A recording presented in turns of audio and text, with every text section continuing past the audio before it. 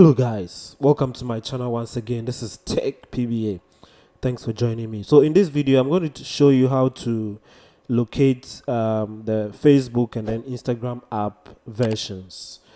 Some applications you can find them in the application itself, but in this case it's different. So the first thing is to open the settings app, and then from here you're going to scroll down to the very bottom and tap on the app or apps.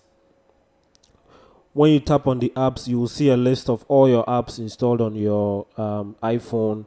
So tap on the Facebook app, and then when you tap on it, at the very bottom you will see the version of the Facebook app you are using.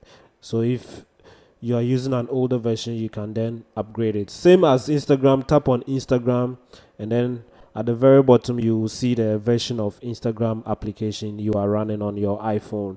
So yes guys, like I mentioned, some applications you will find them in the application itself, but in this case you have to use the settings app to view them. Kindly click on the subscribe button down this video to support us to bring you more of such videos. Click the like button if this was helpful, share the video, turn on notifications for all, and then I will see you in another video. Thank you. Bye.